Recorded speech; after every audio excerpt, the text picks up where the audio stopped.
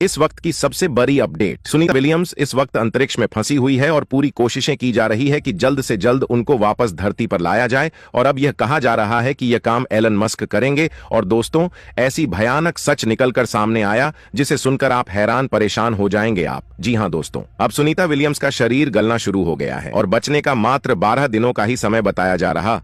और दोस्तों, नासा की एक रिपोर्ट में यह भी कहा जा रहा कि साल 2025 तक लाया जाएगा सुनीता विलियम्स को। जी हां दोस्तों, बहुत ही चिंताजनक अपडेट सामने निकल कर आ रहा है। दोस्तों, बहुत ध्यान से सुनिए इस खबर को दोस्तों, क्योंकि यह खबर भारत की एक ऐसी बेटी की है, उस सुनीता विलियम्स की है जिसके पास 322 दिनों का स्पेस में समय बिताने का एक्सपीरियंस है। उस एस्ट्रोनॉट के लिए जो स्पेस क्राफ्ट की पायलट है और कई मिशन और कई रॉकेट ले जा चुकी है ISS तक, इंटरनेशनल स्पेस स्टेशन तक के, ये वो सुनीता विलियम्स है दोस्तों। भारत की बेटी, भारत मूल की एस्ट्रोनॉट, जिसके पास में 7 स्पेस वॉक करने का क्रेडिट है। स्पेस वॉक का अर्थ जानते हैं आप, यानी स्पेस क्राफ्ट से बाहर निकलकर बीच अंतरिक्ष में पैदल चलना, और वहां पर कोई भी त्रुटि आई है तो अपने स्पेस क्राफ्ट से बाहर निकलकर, स्पेस स्टेशन से बाहर निकलकर, एक एक केबल के सहारे लटक कर अंतरिक्ष में जो भी प्रॉब्लम आई है, टेक्निकल त्रुटि, उसे फिक्स करना, ऐसे 7 स्पेस वॉक कर चुकी है। भारतीय मूल की सुनीता विलियम्स, एक सुनीता विलियम्स भारत को मिल जाए तो भारत 100 एस्ट्रोनॉट्स को ट्रेन कर सकती है। इतनी काबिलियत है इस महान एस्ट्रोनॉट के पास,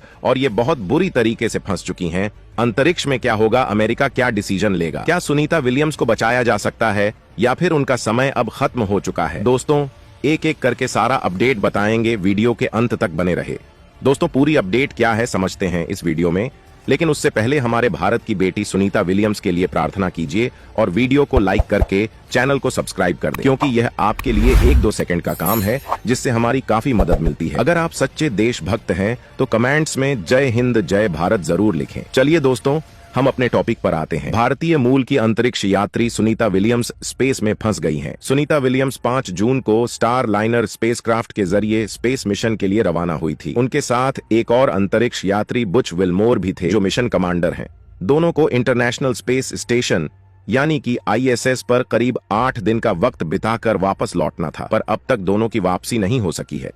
तकनीकी समस्या ऐसी है कि नासा के तमाम हथकंडे अभी तक काम नहीं आ पा रहे। लेकिन अब इस पूरे मामले में नासा ने नया अपडेट जारी किया है। नासा के अधिकारियों के मुताबिक सुनीता विलियम्स और बुच विल्मोर को इंटरनेशनल स्पेस सेंटर से धरती पर वापस लाने के लिए स्टार लाइनर के अलावा दूसरे विकल्पों पर भी विचार किया जा रहा है। आइए अब जानते हैं कि क्या है star liner spacecraft. Sunita Williams जिस स्पेसक्राफ्ट के जरिए इंटरनेशनल स्पेस स्टेशन यानी कि ISS तक पहुंची, उसे अमेरिकी एयरक्राफ्ट कंपनी बोइंग ने डेवलप किया है। इस स्पेसक्राफ्ट को स्टार लाइनर नाम दिया गया है। कंपनी इसको स्पेस कैप्सूल भी कहती है।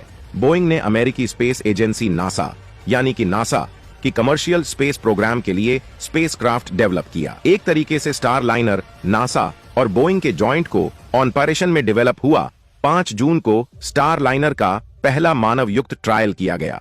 सुनीता विलियम्स और बुच विल्मोर स्पेसक्राफ्ट से ISS के लिए रवाना हुए।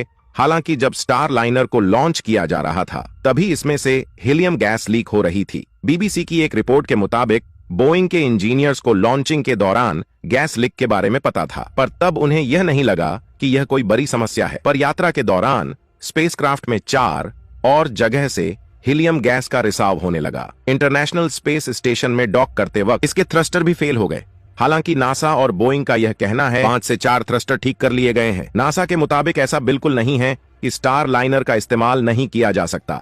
इमरजेंसी के केस में विलियम्स और उनके साथी एस्ट्रोनॉट स्पेसक्राफ्ट से धरती तक लौटने सकते हैं।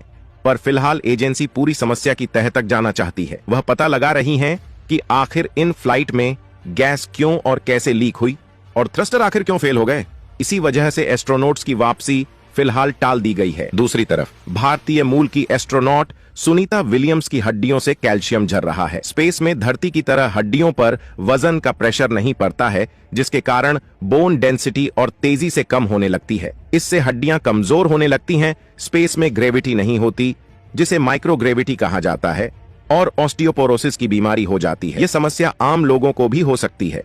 मेडलाइन प्लस के मुताबिक उम्र बढ़ने, खाने में कैल्शियम की कमी, कुछ मेडिकल डिसऑर्डर की वजह से भी बोन डेंसिटी कम हो जाती है। इस दौरान सुनीता विलियम्स को कई सारी दिक्कतों का सामना करना पड़ रहा है। यह स्थिति दोनों अंतरिक्ष यात्रियों की जान के लिए खतरा साबित हो सकती है।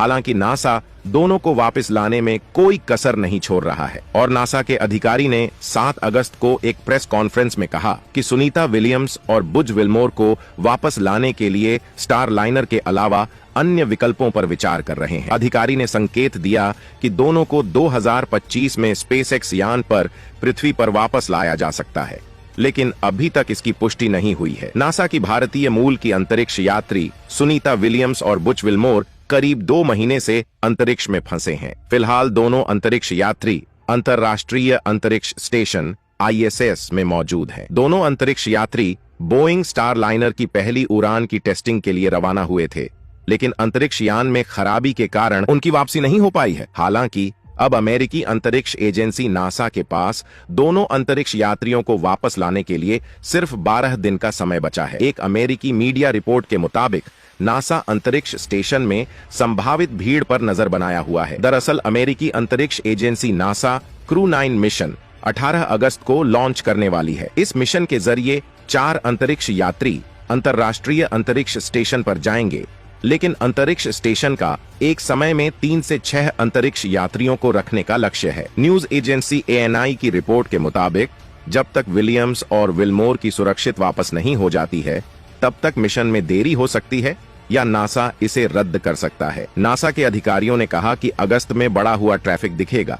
एक दूसरी रिपोर्ट के मुताबिक सकारात्मक और प्रगति के संकेत नजर आ रहे हैं। दोस्तों, आज के लिए बस इतना ही। वैसे आप सभी को यह जानकारी कैसा लगा? दोस्तों, इसके बारे में आपका क्या राय है कमेंट बॉक्स में जरूर बताइएगा। और दोस्तों, मेरे वीडियो को देखते हैं लेकिन सब्सक्राइब नहीं करते हैं, प्लीज मेरे चैनल को सब्सक्राइब कर दें और बेल आइकन को ऑल पर सिलेक्ट करना बिल्कुल ना भूलें। मिलते हैं किसी और नॉलेजेबल वीडियो के साथ। वीडियो को अंत तक देखने के लिए बहुत बहुत धन्यवाद। जय श्री खाटू श्याम।